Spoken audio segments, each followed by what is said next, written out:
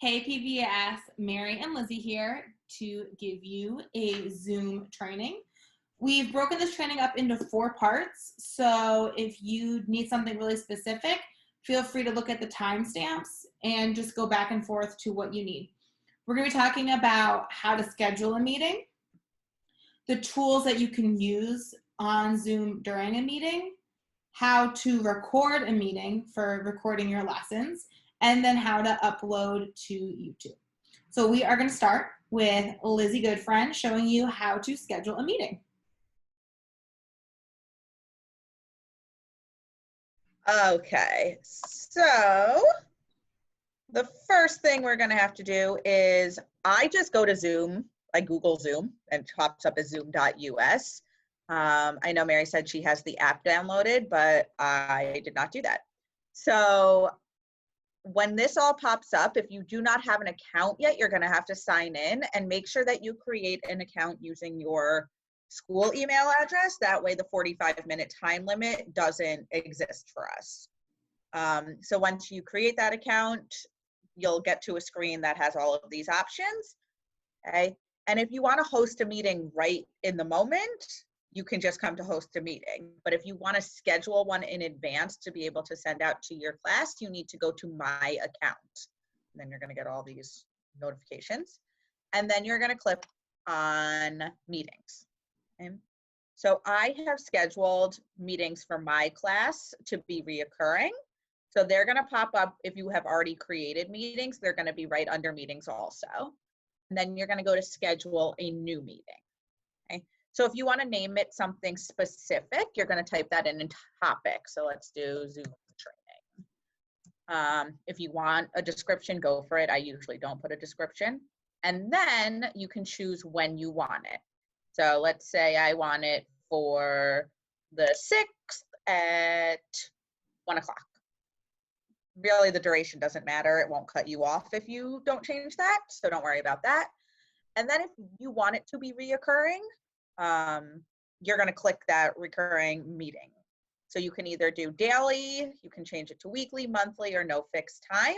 So if you know that you're going to meet with your class every day or every Wednesday at 1 o'clock, you can do weekly.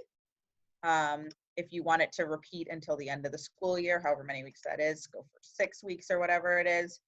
So that's when the, you can click an end date, it doesn't really matter. You can change your password. It does not have to be all those fancy numbers. So if you want to change it to something easy for the kids, go ahead and type in the meeting. For the video, you're going to want to put it on for both so that it's already set up that the video is on. Audio you want for both. And then for meeting options, you don't want to click enable join before host. That means the kids will be able to get in before you are there, and you do not want that. If you don't want them speaking when they enter, you can click mute participants on entry. Enable waiting room is already set up for you. That means that they can wait until you are on. And then we do not want to click record the meeting automatically because we do not want to be recording those. So then you click save. And then it will be in that meeting section when you go back to meetings. If you want to cancel copy the invitation, it's going to be right here. So you can click copy the invitation. It will come up all these dates that they have already set up for you. Oh, I did that wrong. It says every 6 weeks. Again, if your invitation is wrong, you can go back and edit it. Go to edit this meeting and then change it. But that's basically the overview of how you would set up a meeting. Repeat every 1 week. That's what you want it to be. Weekly, once a week. And then after you do that, you can click save. And now it should be what you want it to be. Check it out. Yeah. So once a week, starting the 6th and 13th, 20th, 27th, all the way till the end of the school year. So you can just copy this meeting invitation and send it out to families. It'll be the same code, same password, same link every time. So if they just save this in their email somewhere or in their dojo, then that should be set for them. And the benefit of having the kids, you probably don't want them set to mute before they come in. Correct me if I'm wrong, Lizzie. Because sometimes they're really confused and they've got a lot of questions. And I think having them come in on mute just makes it harder to help them. Yeah. And I know like some of my students, I can't hear them even when they're not muted. So it kind of helps you figure out who might be having some difficulties, like versus who's muted and who's not muted. Exactly. Hey guys, I just want to show one more thing about the Zoom meetings. My screen looks a little different than the one Lizzie just showed you because like she said, she does it online and I do it on the app. Either way though, you're going to be able to see all of the reoccurring videos, or I'm sorry, meetings that you have. So for example, if I scroll down, here is my class connect time. Even though I set it for 1:30 and the invitation I send to my family says 1:30, I can really use this meeting and this meeting link at any time I want. So what I've done with some of my students who have been having a hard time getting into the Zoom meetings is I've been having them practice with me. So I'll send them the same link. It's the exact same link, invitation, same meeting ID, and I'll send it to them and we'll do it at a different time. I'll be on the phone with them, maybe with Google Voice, and I've talked them through how to get on. And I can start the meeting and just do just the two of us. So that's a really great option. Don't feel like you have to make a whole new Zoom meeting when you're doing stuff one-on-one with kids, and it could be more confusing because they have to get a new link. So it's a nice thing about the reoccurring is that you can still go use that link and that meeting at any time. So just wanted to show you that little trick as well.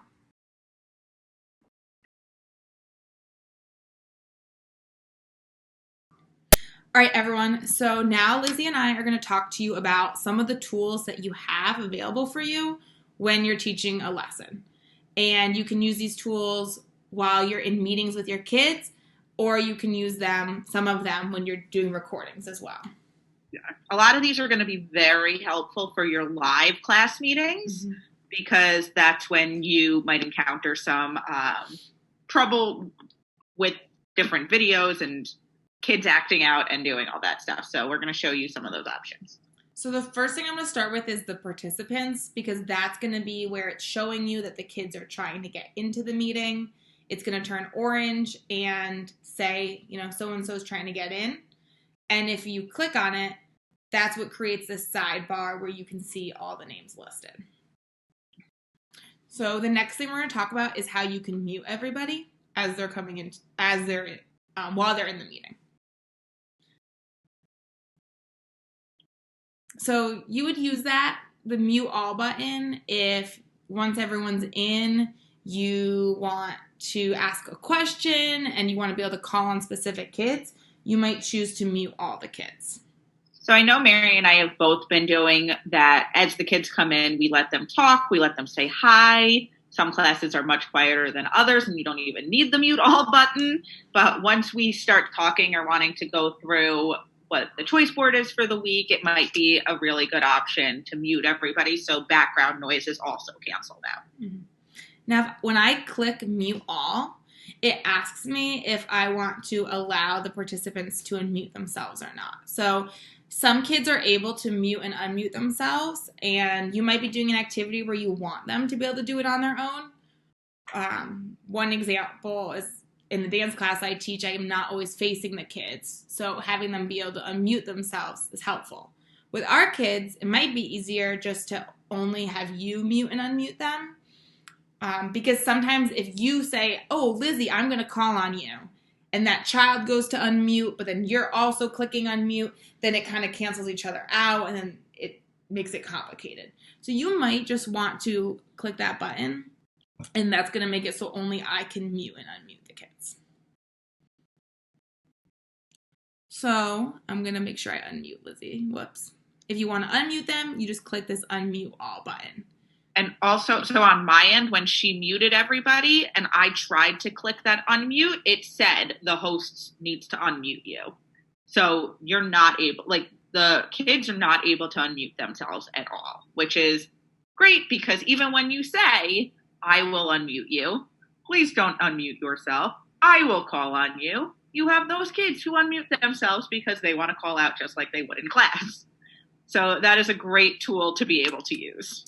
And just to show, if I mute everybody and I want to call on then specific kids, there's 2 ways I can unmute them. If it's easier for you to look up by name, I can go over to the name and click unmute. But sometimes I know that the kids are, even though we tell them to set their names as something, they're coming in as iPhone 600 or whatever. So it might be easier for you to just go to their little box, and there you can click mute or unmute them. This, I can also turn off people's video. So if some kid was doing something maybe inappropriate or you wanted them gone, then you could stop video, and that sends her away, and restart her video again. And I can only ask her to restart it, so the kid will still have to press something. Yeah. So I have to press start my video. Now, if you have a kid who's really being disruptive and you're having a lot of problems and you just, I don't know, maybe you can't get through to them, you can't get them to stop doing whatever they're doing, there is an option to send them back to that waiting room. And the way I do that is I find that person's name, I go to more, and put in the waiting room. So what I just did is I sent Lizzie back to that screen where it says waiting for your host. If you were having behavior issues and you just wanted to call that child's parent, you could leave them in the waiting room for the end of the class or the lesson, and you could call their parent after. If you felt like you just need to teach them a lesson and you're ready to let them back in, you can use this admit button. I can also chat and change it to everyone in the waiting room. So I could say, you have been disrespectful and can't finish the meeting with us. I don't know. And maybe you might say like, oh, I'm going to call your parent later. Whatever you want to say. She can't reply to me from the waiting room, but you could communicate. So I wouldn't use the waiting room unless it was a real problem, but it is an option. And now if she's ready to come back in, I can hit admit, and that's going to let her back in. And I'm going to unmute her, and she's back. So we just talked about how you could see the message but not reply. Yes. Okay. Are there any other tools you use in this sidebar? In the participants one? Yeah. The raise hand might be something that the students might use if they have a question. So I'll raise my hand, know that somebody's wanting to say something, be called on, especially if everybody's muted. So after you call on them, you can then lower your hand. But that just might be another tool to use. And I think the only other one too is this is where you would add a host. So, or make that person your host. So if there's a bunch of teachers in and you're getting a phone call and you can't finish the meeting, I can make Lizzie the host right here, and that's going to give her all of the controls. Okay, so if you don't want this on the side anymore, you can hit that little arrow and it will close it. I guess since the chat is up, we can talk about the chat. I think a lot of you guys have used it because we've used it in staff meetings, but just to point out, you can change who you're sending it to. So you can send it to specific people and it'll tell you it's private, or you can send it to everyone in the meeting. If you don't want your kids to be able to chat, maybe you're not going to use it and you don't want to risk them talking to each other through it, this security gives you a lot of control. So right now it's checked off that everyone can share their screen, everyone can chat, and everyone can rename themselves. If you don't want people to be able to share their screen, just click it. And if you look now, there's no longer a check mark. If I don't want people to chat, I'm just going to click it and it's no longer a check mark. So those are just some options for you with security. We did the chat. Most of you know how to share the screen, but just so you can see it, if you want to, I'm third grade, we've been doing a lot of share screen to show the kids exactly how to get to their choice board. Just make sure that your desktop is kind of cleared off. You wouldn't want anything personal like your Facebook open when you go to do that. When you hit share screen, You can share exactly what's on your desktop, or you can pick specific things. So if right now I only have stickies on my desktop, but if you had PowerPoint open, you could share just PowerPoint. But that's an option for you. Okay, so I have just shared my screen with Lizzie, and we're going to look at the little shrimp scampi recipe I used yesterday. Now, when you're sharing your screen with kids, one of the options is to annotate. So I can choose to click annotate, and then it gives me all these options. So if I want to say, oh, boys and girls, look, you need 8 ounces of linguine, I can circle the 8 ounces of linguine. You can stamp stuff, little arrow, look, a 1/4 cup of wine, make sure you save some from your reserves. If you don't like stuff, you can erase it, or you can clear if I drew a lot. So I also have the ability to annotate. So as a student, I can sit here and mess with everything. And sometimes maybe you do want the kids to be able to annotate. Maybe you want them to be able to write something depending on what activity or game you're doing. But sometimes when you're trying to explain how to get to a choice board, that's probably not the best time to have students writing all over your screen, because not only can you see it, everybody in the meeting can see it, which we figured out the hard way when we first did our Zoom meeting. So the great thing as a host is I've got a couple options. I can press clear, and I can clear all the drawings. But I can also set it up, if I go to these 3 dots at the top, I can disable attendee annotation. So that means that no one else can annotate except for me. Or maybe you want to teach the kids a lesson and they think that nobody knows. Well, you can click show names of annotators. And when I do that, Lizzie's going to draw again. Oopsie. I don't know what I did. Sorry. Where'd my annotate option go? Oh, did I accidentally disable it? Nope. We're good. So now if you look, it says Lizzie Goodfriend. So now you can call that child out directly for it. So right there, it says Lizzie Goodfriend is drawing. So now I know which student is doing it. Now, I probably would just say, set yourself up and disable it from the start. But it's totally up to you or what you're trying to get done. The annotate stuff is pretty cool. Yeah. So kids are definitely probably going to want to play with it, because even sitting here right now, I'm enjoying playing with it. And but there's a time and place to let them play with it. Exactly. You could use that stamp button for them to vote on something. Maybe you had 2 pictures up, and which picture do you like better? And people could stamp, and then you would want them to say their name. So all these tools can be used for your benefit, but you just need to know how to use the proper precautions so that kids don't take advantage of it. You can also type, which is really cool. So if you want to, maybe, I know 3rd grade has done a would you rather, so you could kind of write would you rather, and then kids using that stamp button, you could decide, make a T-chart or something and have them stamp which one they want, which is also a really cool thing. So everything is available on the Annotate, which is helpful during meetings, but even more helpful when you are teaching lessons. So we'll come back to that when we go over teaching a lesson. Definitely. So I'm going to stop sharing my video. I'm just going to show you a couple more things. So we talked about your mute button and all those controls with your participants. We talked about chat and with the security button and how you can use that to not allow kids to chat, not allow kids to share screen. One more thing I'm going to show you are just some settings within the video and the audio. So we've talked a lot. I know that people have experimented a lot with gallery view versus speaker view. Now, you might have your kids in gallery view most of the time, but maybe you're doing something where you want them to be able to see you, but as like the big picture, kind of like in speaker view. Now, if you just go to regular speaker view, then it's going to keep bouncing back and forth when there's more people to show who is ever's talking.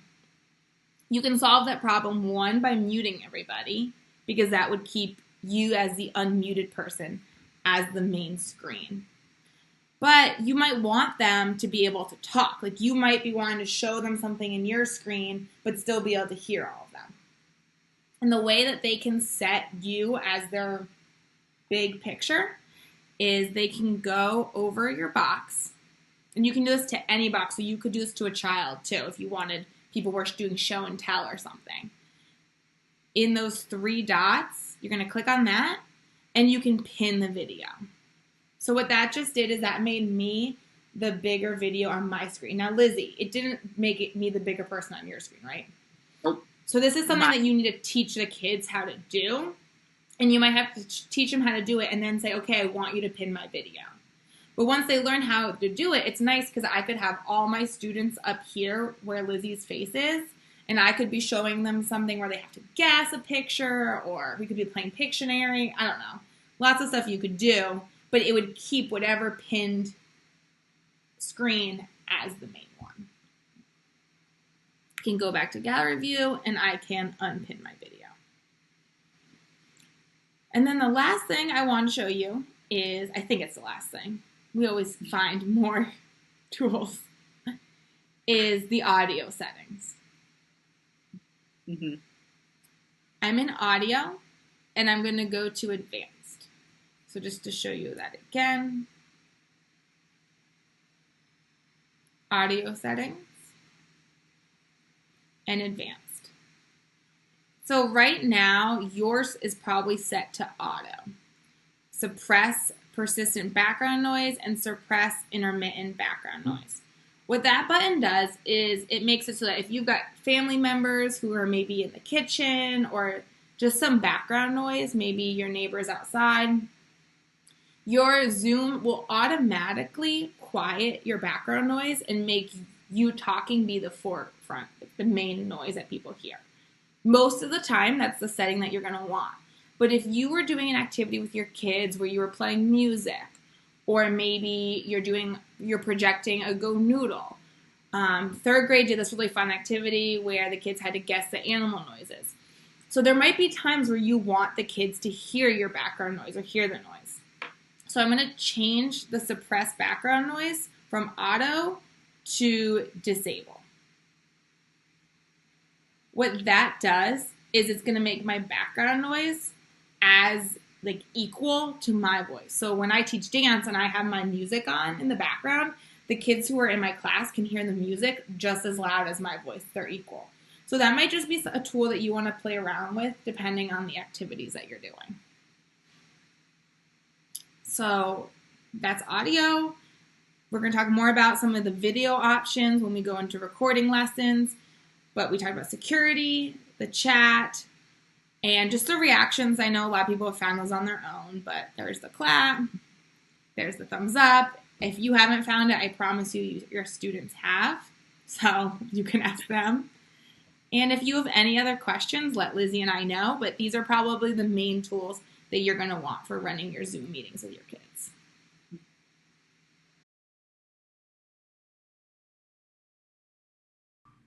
All right, everyone, now Lizzie and I are going to focus more on the tools you can use if you want to use Zoom to record a lesson. So when you're recording your own lesson, you're just going to go to Zoom and just start a meeting. And so you don't need to invite anyone to that meeting unless you want to co-teach with someone, in which case you would invite that one other person. Now, when I go to record, I am going to go down to this button in the bottom and I'm going to press record. It starts recording right away. And at the top, you're going to see a pause button and a stop button.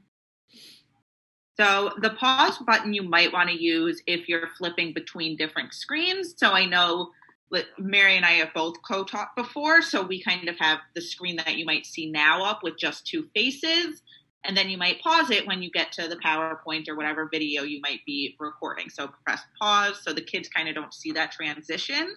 Mm-hmm. You don't have to, but it is a good option to go between different screens. Stop you're going to use when you're done with the lesson. Mm-hmm. So when you're totally done, it will, and Mary's going to show you at the end how it's going to look after you're done recording. So when a meeting ends, what it might look like.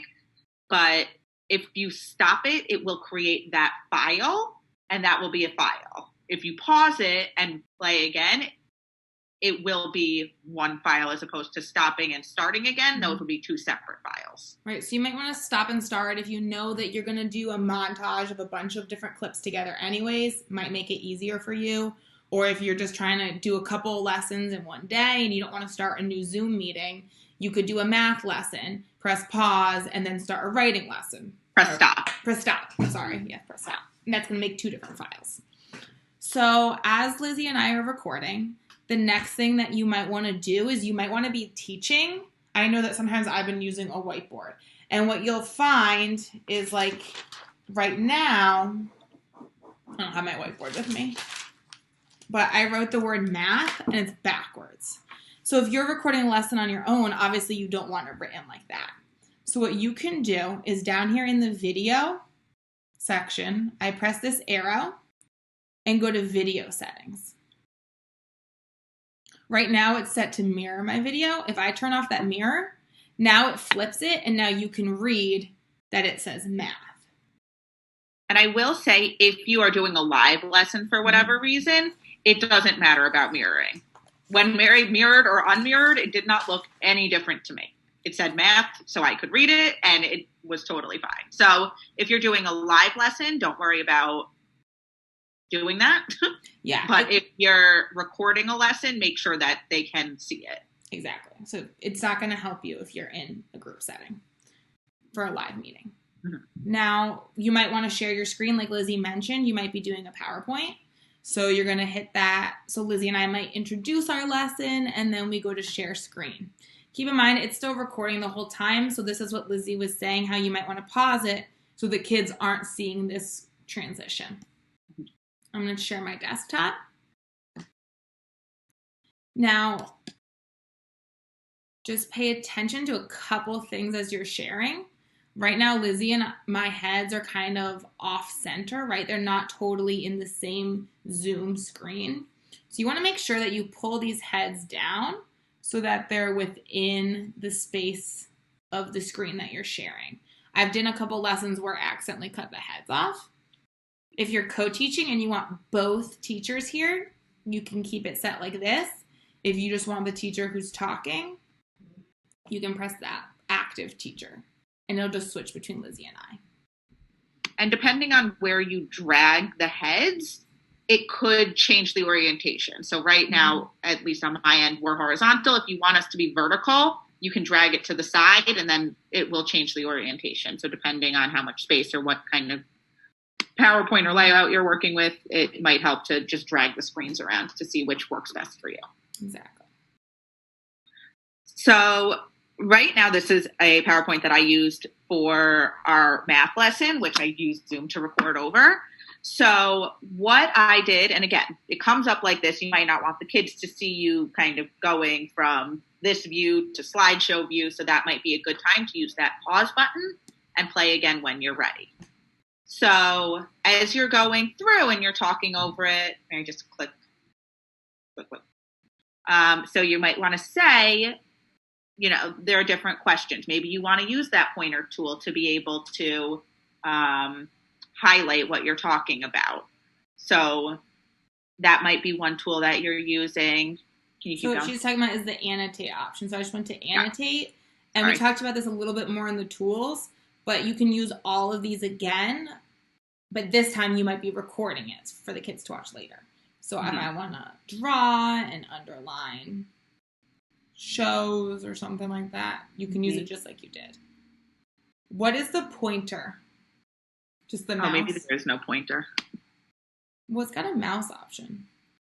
I guess it just switches it back so it shows the mouse. Yeah.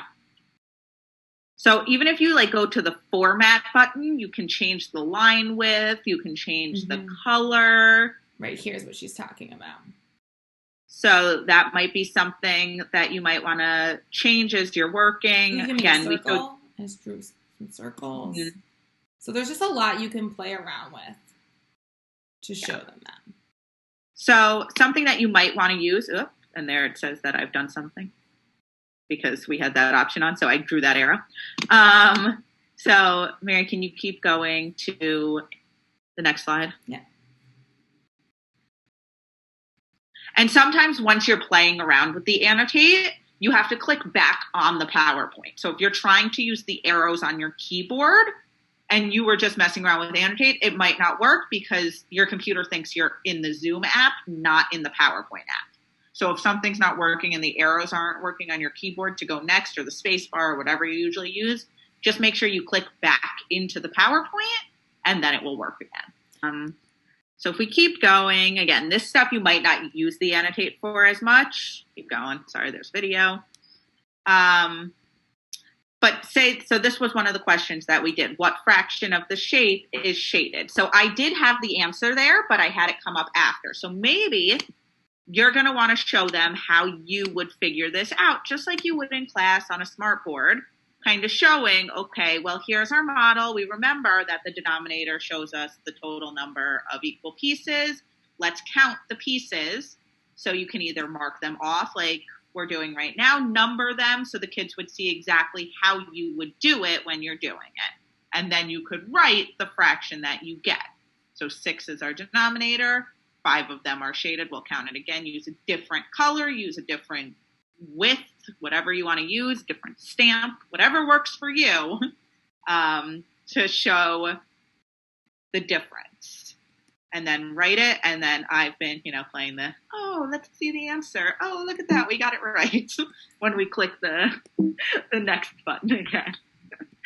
So as you can see right now, Mary had to click a few times to get it to come up, but it's just because it wasn't in the PowerPoint. So yeah, then you can clear everything, keep it whatever you want, and keep moving on through the lesson. When you're done with that, you can stop the share. Again, this might be a good time to use that pause button if you want to eliminate those transitions throughout your video. Yeah, I think that was everything that we wanted to share with that. Mm-hmm. So I think that Zoom's a great option for recording my lessons. It's been I personally have had way less issues recording with Zoom than I have with Loom, but maybe your Loom instructors will be able to figure out something that I was not able to. Mm-hmm. But Zoom has worked every time for me, and it's been really easy to use. So what we're going to do now is I'm going to end my meeting with Lizzie. I'm so sad, but we're going to say goodbye to her because I'm going to show you what's going to happen when you're done with your recording. When you're done with your recording. So let's say we finished the recording. I'm going to stop it. And up here it says the file will be converted into an MP4 when the meeting ends. So the first time I did this, I totally panicked and thought, oh my gosh, where's my video? You're not going to see the file until you finish the meeting. So you stop your lesson. Maybe you take some time to catch up with that teacher you just co-taught with. Great time catching up. And everything's great. I'm so glad things are great. Finished a puzzle yesterday. I mean, really, 1,000 pieces. What a joy. Living your best life. And then we're going to end the meeting. So, goodbye, Lizzie. Goodbye.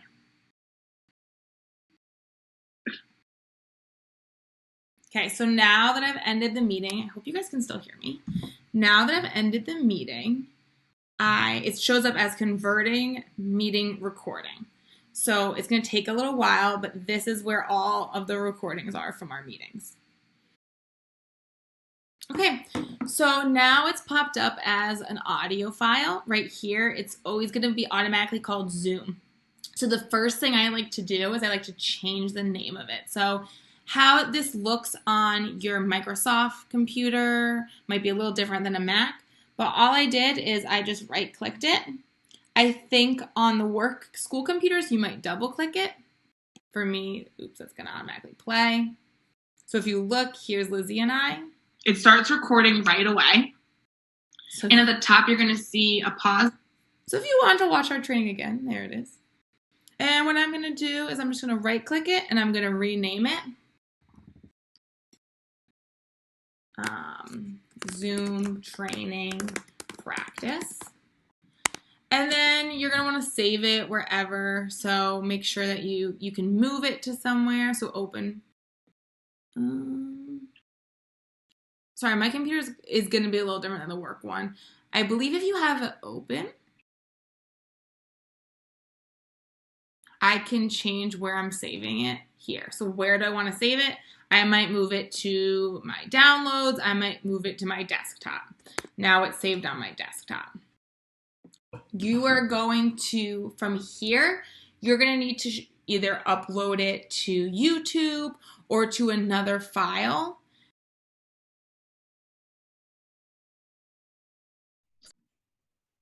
All right, now we're going to go ahead and show you how to upload your videos to YouTube. So I know some teams are using YouTube and some aren't. The benefit of YouTube is that it's really easy for the kids to access. You don't have to worry about them downloading something off of your choice board. It just takes them straight to YouTube. The kids already know how to use YouTube, so it just feels like one of those things that's kind of easier for everyone. And there's no time limit. If you, what's the word? Verified. There's something where when we made our account, it was verified. If your team's account that you're using isn't verified, it's really easy. I can help you with that. And that just makes it so your YouTube videos can be longer than 15 minutes. So then you don't have any time constraints. So I'm going to show you now. I'm going to share my screen. Okay, so I have opened up to YouTube already. And I'm going to move Lizzie over to the other side. So I'm logged in to PVES, or to our 3rd grade account. Make sure that you're logged into whichever account you're using. So I know Stina was going to send out the login information for the school page. We decided to make our own page. We just thought the kids would be excited about it. But over here, this is where you would sign in. If you're automatically signed in sometimes to your personal email, even if you don't think you have a YouTube account, if you've got a Gmail or anything, it might already be logged into something. So just over here in the circle, you can sign out and sign in with the correct login. To upload a video, I can use this little plus sign right here. I prefer, though, to get to my channel. It just, for me, makes things so I know it's getting put in the right place. So now I'm in our channel, and you can see some of our videos. And the reason why you can see some and not all is based on their privacy settings, which we'll get to as we upload the video. So I'm going to upload a video. So I just clicked on that little plus sign, just that will create. And then you have 2 choices. You could upload a video or you could go live. So going live would be like if you wanted to record yourself in real time on YouTube. Probably not something you would be interested in, but that is an option. I prefer to make my videos on Zoom or on just my computer's recording program and uploading it from there. So I'm going to upload video, and then it just asks you to select a file. You can, if you're on a Mac, you can drag it off of your desktop and drop it here. I'm going to select the file. I don't have anything in particular, so I'm just going to pick a random videos. Okay, so here is one of Debbie's word ladder videos. So I'm just going to select that because it was in my downloads. If you're using your computer, make sure that you are set to either downloads or desktop or wherever your thing is saved. Make sure you know where your video is saved before you try and upload it. And I'm just going to hit open. And from here, it's going to bring me to this page. So if you look over here, it says uploading video. The uploading video takes a really long time. So don't get frustrated. Sometimes it has taken me up to 20, 25 minutes. So it might be something that you want to start and then walk away from and come back.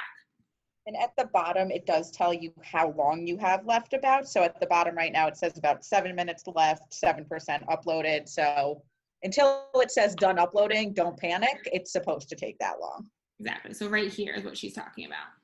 So you're going to title it whatever you want it to be titled. I'm just going to do YouTube.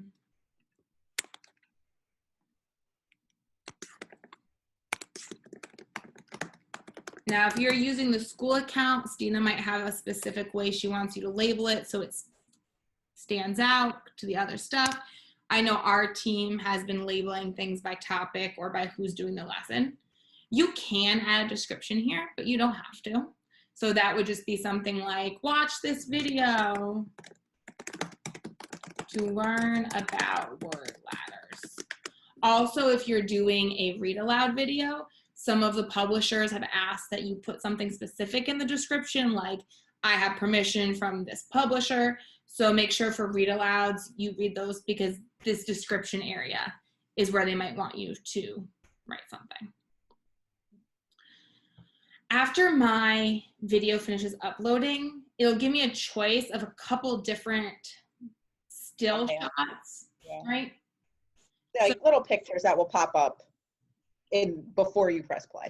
Exactly. So when that's done, we might want to pick one that's the most flattering because sometimes it'll catch you with your mouth open, but it really doesn't matter. It's just what kids will see on the side when they're searching. Playlist, you don't really need to worry about that. If you guys on your team did want to separate your videos, you could make one playlist for read alouds and one playlist for math lessons, and that would set them to go from one to another, but not necessary. We haven't used that. Nope. Right here, it is for kids. We don't have any age restrictions, so I can leave that alone. And then I'm going to go to more options. And I don't think we need anything else here.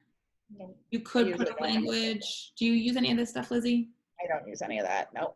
Okay. And I know that if you try to go to next, it will stop you if there is something that you have to do.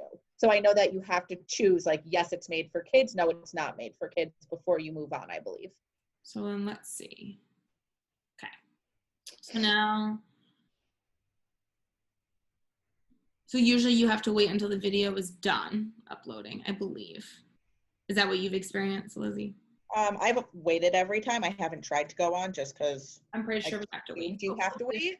We've got 4 minutes left, so I'm going to pause the video. And if you go to next, what happens? Oh, you can go on. Okay, cool. So we're going to keep going. This part is the part that matters the most. These are your choices for privacy. So public is like a regular YouTube video. I can finish this and then anybody who wants to see this video can see it.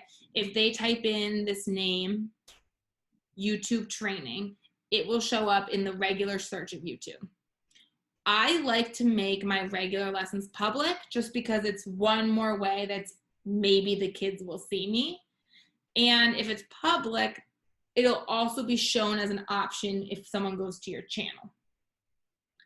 If you're doing a read aloud or you have kids in your video, I know Jen Lavasser uses her children a lot, so she wants a little bit more privacy, then you're gonna wanna use unlisted. And what unlisted means is that if someone is sent the link, so if you sent the link on your choice board or through an email or through your Quest Dojo, anyone who is sent that link can see the video. Your kids, if they got the link and they want to send it to one of their friends, if they send the link to their friends, those people can see their video. A lot of the publishers for read alouds have asked that people use unlisted. So you're going to want to use this for sure if you're doing any type of reading of books. The only downfall of unlisted is then if people went to the Potomac View channel, I'm pretty sure it doesn't list it as videos on that channel. So if you just go to the channel, it won't list it as something that's available. You won't be able to find it unless you have the direct link. So. Better for privacy, but if you're trying to get as many kids to see it, not as helpful. And then private, I'm pretty sure, I've never used private, but I think it's just you have it and then you can set it that certain email accounts can view it. But that's really not something that you'd want to be using for any of the stuff that we're doing. Yeah. This schedule, you can do that where if you wanted to post a video, but you wanted to make sure that the kids couldn't see it until a certain date, you would put the schedule and you can pick when it's public and when people can see it. I personally would not do that because who cares what time these kids are watching these videos? If they watch it on Sunday, at least they're watching it. But if you were doing something kind of fun with some kind of surprise or secret announcement or something like that, you could. And now I don't know how to turn off the schedule. So If you go back up to save or publish. Yeah, there you go. anything else that you do on this page, Lizzie? Nope, that's the only things. And now I was looking at what it said for processed at the bottom. It says processing your video right now. So the upload should be done soon. And action. Okay, welcome back. We took a little break because the last video I was showing you had already been uploaded. So I put in a new video, but it was the same process, that little plus sign with the video camera. I chose something that was saved to my desktop. Just wanted to show you guys the thumbnail. So this thumbnail, this is what we were talking about. That's the picture that'll show on the side when people are choosing their videos. Unfortunately, I don't know how to pick a better one. I know you can add a picture. So if I want to make the thumbnail a picture from, I don't know, from my desktop, I could find. I did before, for one of my lessons, I didn't like any of those pictures. So I basically screenshotted the cover of the PowerPoint, and that was the thumbnail. Exactly. So here's a random picture. You saw how I downloaded it from my computer. This was on my desktop. So I could make that the thumbnail, or I could choose one of these slow ones. Not that one. Not the one with my mouth open. I think that one's perfect. Okay, great. So again, since you guys are here, yes, it's made for kids. I hit next. None of this. Nothing here. Mm-mm. And then here's that public again. I'm gonna make it public just so that I can show you guys where it shows up. If I want to schedule something exciting, and now I just hit publish. So right away, here's the link. So if you're really anxious and you want to send someone right away, you can copy it. You can share it to your Facebook. You want to show your friends and family what a great lesson you just did. You want to tweet it. But I'm not going to do any of that, so I'm just going to hit close. So here's our YouTube channel, and here it shows you, those are those little thumbnails that we were talking about. So that's what I mean where that's what it shows you. If you make it public and you realize, oh shoot, I just read that this publisher wants it to be unlisted, you can change that setting at any time. You can go back and edit the title, stuff like that, but you can't really edit anything within the video. So here is that first one I tried to do with you guys and it didn't work, so I'm going to delete the video.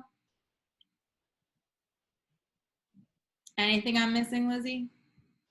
Don't think so. And now you can see, so if we go just to our YouTube channel, all of these unlisted ones are not going to appear on the channel homepage. So you would need a link to be able to see those. So if you look, here's our YouTube practice. I'm going to go to our channel.